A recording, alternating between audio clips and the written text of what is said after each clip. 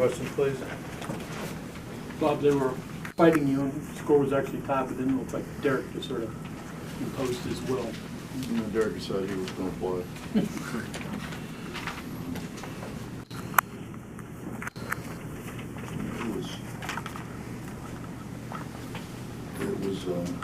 They did a good job. They were physical. I think they probably watched the St. John's tape.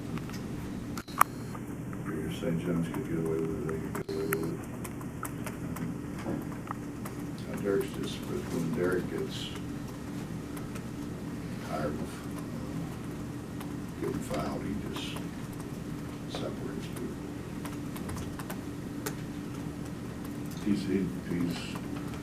He's a difference, and then having somebody like Sean who can make shots really helps as well. Taz is starting to be the player that we thought we would be. I thought Nat played well.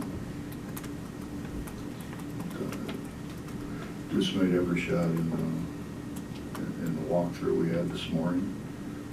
Couldn't make one in the game, and then made some big plays. It was a good team win. Derek said he feels like sometimes he needs you to yell at him to get him going. Would that be part of your pre-game routine with him? It doesn't work in pre-game. And if you all knew how far he's come, you know, he's come a long way, and he continues to get better. We just got to get him to slow down a little bit.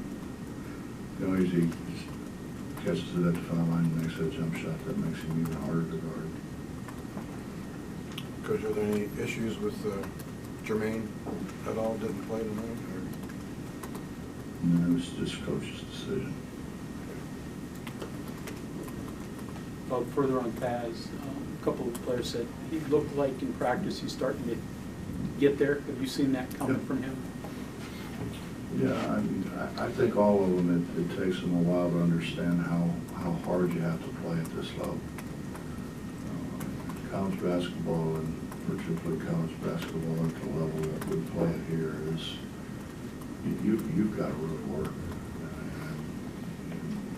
And as I keep trying to explain to our guys that you can't have a loose end. You can't have a guy who every time is pressure release. So you got four guys out there trying to deny the ball, trying to do a great job and help, and one guy who's standing in the lane letting this man catch it every time and relieve pressure. Go and ball screen and really not have any help. We've got to get that fixed. Are you still doing practice with the deflated ball? We didn't do, no, not, we only had one day. So we've spent more time trying to get ready for Nicholls than we do for really on ourselves. Kind of showed. Pretty good coaching getting Mackey in when you did.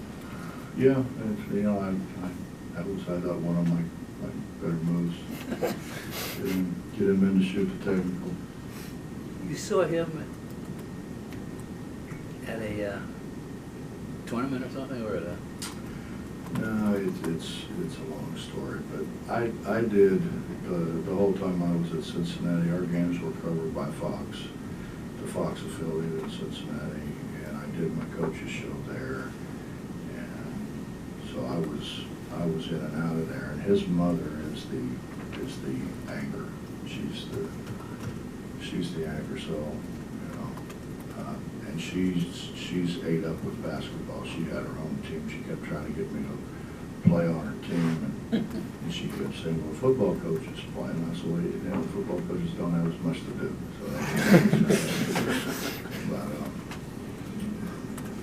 anyway, so she coaches.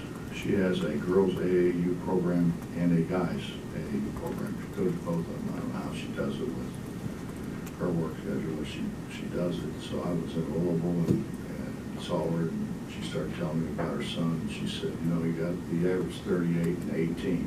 I said, "What?" She said he averaged 38 and 18. and nobody will give him a scholarship, so he can walk on with us. It's pretty much that simple. Seems like all the guys on the team are like really Seems like cheering the whole for him. The whole student body likes him. What do you think a moment like that meant for him to have? He didn't seem too rattled by it, really. I think the guys were more excited than he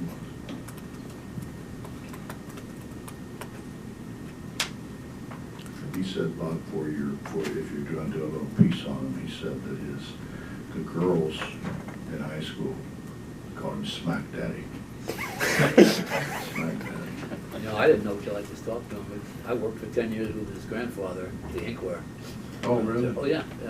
He was our chief desk guy, and Huh. we tipped a couple of Coca-Colas. That's hard for me to imagine that you guys did that. You didn't go to Tina's or anything, did you? No. Bob, you know, the spacing between games, I mean, it happens this time every year with finals, but good thing, bad things, it's sort of hard to get normal practices during this next week. Well, I'm a little concerned about playing Youngstown on Saturday, and then we take leave for Christmas break, and then you come back and play Ohio State, and we've got to really, and I told them in there, I mean, get ready, because we're going to have to run this week, because the last thing you want to do is go into the Ohio State game, out of shape, and which could very easily happen if we don't run quite a bit. You'd like to really give them a couple of days off. We're going to give them a day off, obviously, but I'd like to give them a little bit more. I'd like to have a little bit more time off, but I think we're going to have to get in there and run and do a lot of transition stuff to stay in shape. It's scrimmage maybe even a little bit. It's probably going to become more commonplace as transfers do, but was it unusual seeing a guy who had been here coming in with a different team? D'Angelo? Yeah. No. I mean, D'Angelo's a good guy. You know, I enjoy D'Angelo. I don't think it was. He wasn't. We've got pretty much a whole new team. You know, our guys don't know D'Angelo. Coaches do, but not the players. Could you see that, you know, Derek and Oscar both get double-doubles in the same game for the first time? And do you think they're kind of starting to figure out the spacing and you know, playing with each other? I would have said yes until Derek made a great pass from the high post and Oscar didn't know it was coming. Right. That was a great pass. And, they're getting better. I mean, we're all getting better. We don't see people enough, and that's because pretty much our guards are new. Are you seeing some tunnel vision with passing too? Like guys will be so concentrating on throwing in the post, like you're emphasizing, they're missing things on the perimeter, or vice versa? Well, I tried to explain it to them this way. You know, it's kind of like being a quarterback. You know, you have your first look, who's supposed to come open first, and then if they don't come open, then who comes open second, and then if you gotta, if you're trying to throw it inside and they're overloading that side, where the guy's going to be that you skip it to on the other side. So, yeah, and then, you know, it's some guys just don't see. I mean, it's not they don't want to, they've kind of got tunnel vision. I think we're seeing new skill sets from Sean every game. Today we saw a block. I mean, he's been showing you consistent defensive play in practice too. Mm-hmm. Yeah, he's getting better and better.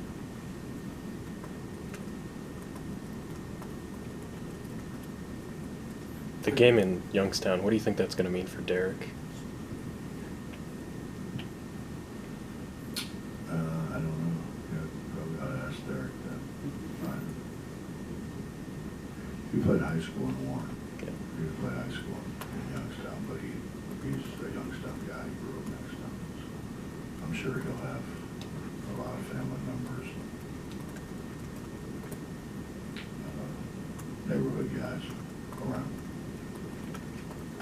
Back to Taz for a second. What's the next step you want to see in his progression?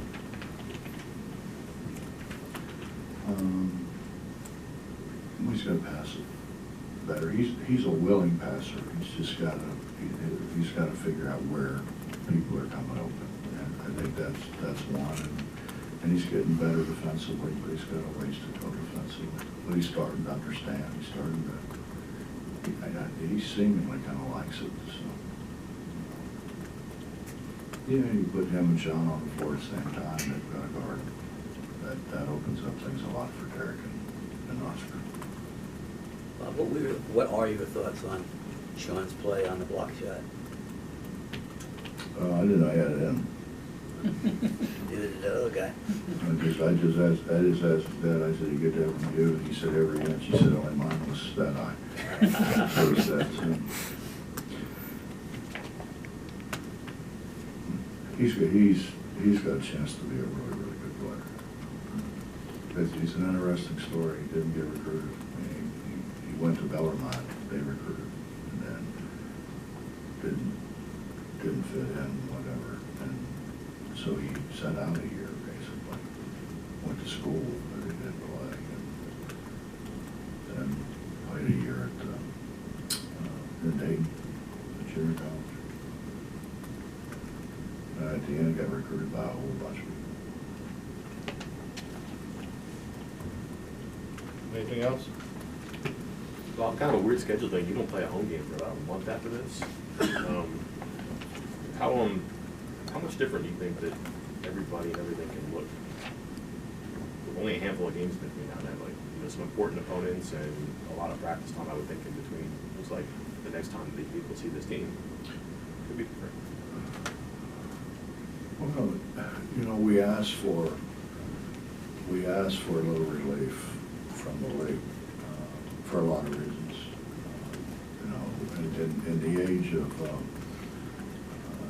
trying to help the student athlete, it sure doesn't help us to go out there 9 times. And so we asked if we could, you know, have a 2-game swing when school wasn't in session. So they granted that for us. You know, you ask for a 2-game swing and you do it when school's in session. It doesn't help the cause any, taking guys out of class. So they were good about doing that. I mean, it is what it is. The league's hard no matter who you go play. So you go knock a couple away games out. It's hard. Is that kind of a little bit of a hidden benefit there? You get 2 road games out of the way first, and now you've got 9 against 7 to go. You can't understand until you do it. You know, and those guys come in here and they're all bitching all the time about having to fly all the way to Morgantown. I mean, like, try to do it 9 times, boys. You know? And it is hard. And you know, the university has done the best they can possibly do. I mean, we charter, you know, we don't take those little ones where our guys have got their knees up around their eyeballs, you know, that we charter planes where they can spread out a little bit for the most part. But you know, you wouldn't see, we heard all the, you know, well, what do you do? You have to fly into Pittsburgh and drive to Morgantown. Well, you know what? You go to Iowa State, you got to fly into Des Moines and drive to Ames. You know, you go to Oklahoma, you got to fly into Oklahoma City and drive about, you know, 35, 45 minutes.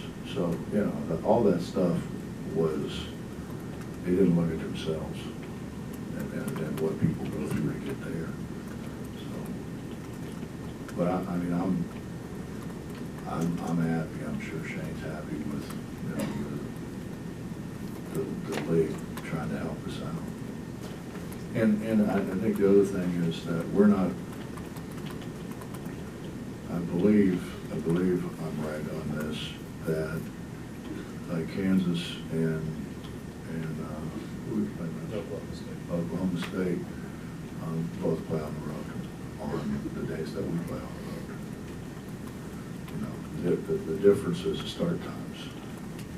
And I don't know how this is ever going to work if you name your start time, basically, with this new ESPN Plus deal. You name your start time. Well, now you got a problem with hotels. The hotels are all calling now. When are you guys checking out? Now, we don't know when we're playing. We're talking about checking out. We don't know when we're playing yet. And those are real problems that I don't think anybody's ever thought about. Well, I mean, why would you? Who would think about that?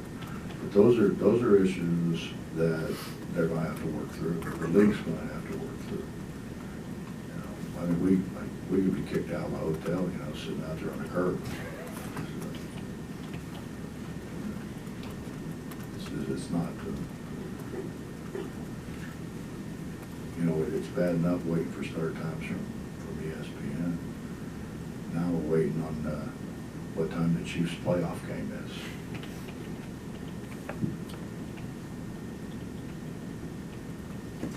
Thanks, Rich.